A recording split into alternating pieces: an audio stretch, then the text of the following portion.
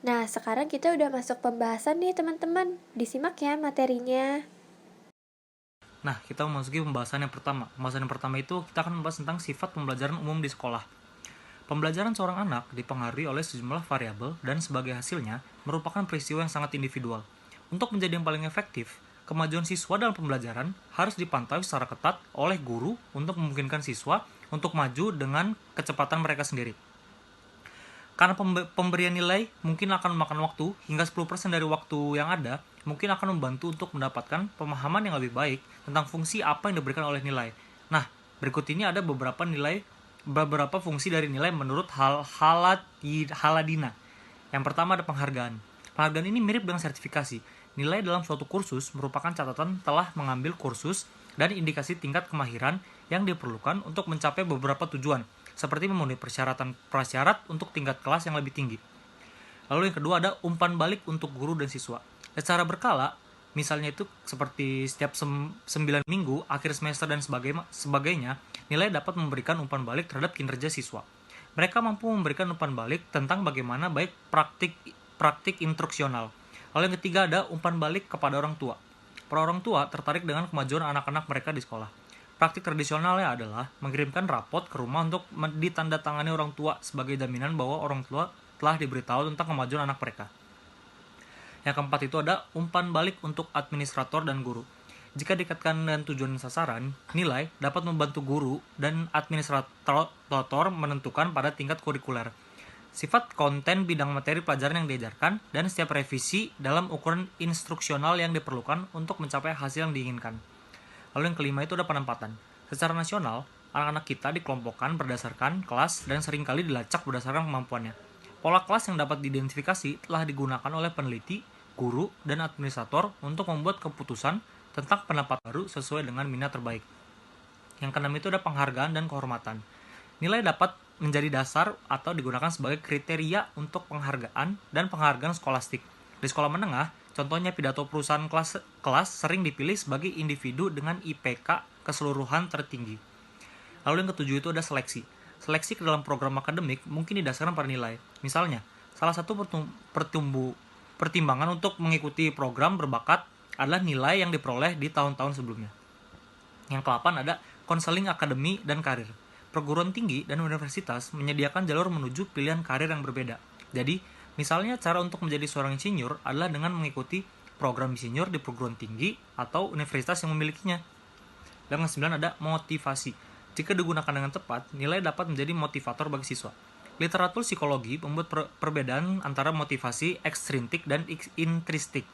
Membayar seseorang untuk kinerja yang baik akan menjadi contoh dari motivator ekstrintik karena pembayaran tersebut merupakan penguat kedua yang dapat digunakan untuk hal-hal menyenangkan lainnya. Lalu yang terakhir ada kriteria pekerjaan. Khususnya di bidang profesional, nilai dapat digunakan sebagai mekanisme penyaringan bagi calon karyawan. Nah, kita memasuki pembahasan yang pertama. Pembahasan yang pertama itu kita Kemudian ada menempatkan siswa sepanjang kontinum presentasi. Pendekatan untuk penilaian dibagi menjadi dua. Yang pertama pengukuran, yang kedua penguasaan. Fungsi utama dari nilai adalah untuk mengurutkan siswa berdasarkan kinerja mereka, sehingga hanya siswa terbaik yang akan menempati kursi berharga di tingkat kelas yang lebih tinggi. Kemudian ada setiap orang dapat mencapai penguasaan. Nah, di sini penguasaan didasarkan pada filosofi bahwa sebagian besar keterampilan atau pengetahuan dapat dipecahkan sedemikian rupa sehingga hampir semua orang dapat mempelajarinya. Saya akan menjelaskan tentang kriteria atribut penilaian. Apa aja sih yang menjadi kriteria untuk penilaian itu sendiri? Yang pertama itu ada pekerjaan rumah. Pekerjaan rumah adalah tugas yang dirancang untuk diselesaikan di rumah untuk memperkuat gagasan ataupun keterampilan yang telah dipelajari di kelas. Yang kedua, itu ada kegiatan atau latihan kelas. Kegiatan atau latihan kelas ini sama dengan pekerjaan rumahan, kecuali itu diselesaikan sebagai bagian dari rencana pelajaran di kelas. Yang ketiga, itu ada proyek individu ataupun kelompok, yaitu produk yang seringkali memiliki durasi jangka panjang, memerlukan sintesis keterampilan dan dirancang untuk menantang siswa-siswinya di sekolah. Yang keempat itu ada kuis. Kuis yaitu tes singkat yang diadakan di hari tertentu dengan tujuan mengetahui siswa-siswi sejauh mana mereka menangkap materi di hari tersebut. Yang kelima ada tes dan ujian akhir. Tes ini mencakup materi untuk periode waktu yang telah ditentukan, misalnya untuk seminggu, 9 minggu, ataupun semesteran. Mereka dirancang untuk menjadi komprehensif dan kesulitan sedang. Yang keenam ini ada makalah, esai, review, dan kritik. Satu-satunya fokus evaluasi pengembangan keterampilan menulis, misalnya seperti di kelas bahasa Inggris, atau dapat berfungsi sebagai kendaraan untuk menilai pengetahuan dan keterampilan di bidang lain, misalnya studi. Yang ketujuh ada performa. Performa ini digunakan untuk menilai suatu keterampilan atau serangkaian keterampilan dengan meminta siswa benar-benar melakukannya. Pertunjukan dapat berkisar dari yang mudah hingga yang sulit tergantung pada tingkat keperluannya. Selanjutnya ada demonstrasi. Yang ini bisa berupa kinerja asinkronus, yaitu tidak dilakukan dalam waktu nyata, atau produk yang dibuat untuk mengilustrasikan konsep atau sekumpulan konsep. Seperti proyek, ini dibangun untuk menunjukkan upaya siswa terbaiknya. Yang kesembilan ada pameran, seperti demonstrasi yang mengilustrasikan karya terbaik siswa, tetapi mungkin tidak dibuat untuk mengilustrasikan sebuah konsep. Biasanya disediakan untuk seni atau bidang lainnya. Yang kesepuluh ada eksperimen. Ini adalah teknik yang digunakan oleh siswa untuk mengeksplorasi prinsip-prinsip dasar dalam suatu disiplin dengan mengendalikan beberapa aspek pembelajaran mereka dan secara sistematis memvariasikan aspek lainnya. Saya akan menjelaskan tentang kriteria atribut. Nah, teman-teman tahu gak sih apa aja menjadi pertimbangan guru dalam memberikan nilai terhadap murid-muridnya? Yang pertama itu ada pelanggaran terhadap tenggang waktu yang telah diberikan. Ini dimaksudkan untuk mengetahui sejauh mana sih murid ini memiliki rasa kedisiplinannya terhadap tanggung jawab yang sudah diberikan. Yang kedua itu ada partisipasi kelas. Guru sering menggunakan ini sebagai mekanisme peningkatan ketika mode diskusi adalah gaya mengajar yang mereka sukai. Yang ketiga ada kredit ekstra, merupakan proksi untuk kerja keras di mana volume kerja seharusnya mengimbangi kekurangan dalam prestasi akademik reguler. Sayangnya, pendekatan ini jarang berhasil baik di sekolah atau di kemudian hari. Yang keempat, ada perbaikan selama periode penilaian. Meskipun peningkatan selama periode penilaian dapat mencerminkan hal yang positif, yaitu adanya kerja keras, rajin, dan belajar, namun hal ini mengurangi penilaian tingkat kinerja saat ini. Kelima, ada kehadiran. Ini diperlukan dalam pengaturan dasar dan sekunder. Jadi ini benar-benar tidak bertindak sebagai mekanisme pembeda. Bahkan di tingkat post-secondary, ini tidak terlalu diskriminatif. Lalu yang terakhir, yang keenam, ada penilaian subjektif. Ini seringkali didasarkan pada keadaan siswa dan tidak terkait dengan kinerja sebenarnya. Nah, teman-teman tahu gak sih apa aja menjadi...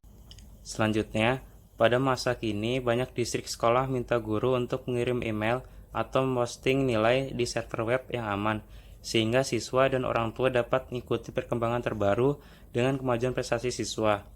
Perangkat lunak yang digunakan guru biasanya datang dalam bentuk buku, seperti nilai elektronik atau spreadsheet, di mana guru mendaftar kategori tugas, misalnya tes, makalah, pekerjaan rumah. Bobot yang terkait dengan setiap kategori tugas sebenarnya, misalnya kertas 1, kertas 2, tanggal jatuh tempo, dan standar penilaian. Demi kenyamanan, sebagian besar paket perangkat lunak memungkinkan guru untuk mengimpor daftar nama kelas yang disediakan oleh distrik. Selanjutnya, saya akan membahas tentang penilaian kelas grup dengan individu. Untuk mengatasi masalah penilaian, penting untuk memutuskan fokus penilaian itu sendiri. Apakah produk akhir menentukan kinerja, atau apakah perhatian utama berpusat pada kontribusi individu, atau keduanya?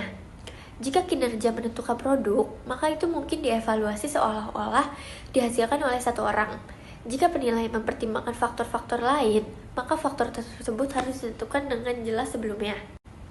Kadang-kadang kontribusi individu dengan sangat mempengaruhi bagaimana upaya kelompok secara keseluruhan dievaluasi. Selanjutnya, saya akan membahas tentang penilaian.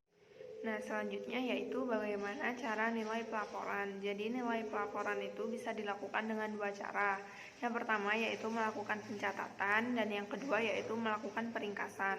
Nah, apa sih tujuannya? Jadi tujuannya itu ada 3. Yang pertama, memperjelas kemajuan siswa dalam pembelajaran. Terus selanjutnya menyimpan catatan kemajuan yang dapat mengikuti siswa dari kelas ke kelas. Dan yang terakhir itu memberikan dasar untuk komunikasi. Nah, di samping ini yaitu contoh rapot yang digunakan pada saat ini. Jadi, rapot itu udah direvisi berkali-kali supaya komunikasi yang diberikan itu lebih akurat dan lebih detail. Jadi, diharapkan rapot ini tuh dapat memberi informasi yang lebih optimal kepada orang tua serta pengguna lain yang berperan dalam memfasilitasi kemajuan siswa. Nah, selanjutnya yaitu bagaimana cara melampaui nilai. Jadi, nilai itu menjalankan fungsi yang berharga. Nah, saat ini tidak ada informasi yang menunjukkan bahwa nilai akan diberhentikan dalam waktu dekat ini. Nah, untuk dasar interpretatif penilaian mungkin sudah bergeser dari kurva lonceng ke penguasaan tujuan, tapi fungsi guru yang berkelanjutan adalah untuk memberikan umpan balik bagi para siswanya. Nah, selanjutnya yaitu kesimpulan. Jadi, penilaian itu adalah proses interpretasi. Penilaian itu dapat dibagi jadi dua jenis, yaitu penilaian kualitatif dan penilaian kuantitatif. Nah, nilai sebagai angka itu tidak ada konsekuensinya. Nah, sebagai siswa, kita itu tidak boleh ditinggalkan dengan nilai 60% atau D atau nilai lain yang diinterpretasikan dengan buruk. Selanjutnya, nilai pada kartu laporan itu menjadi file yang permanen yang mengikuti siswa dari satu tingkat kelas ke tingkat berikutnya.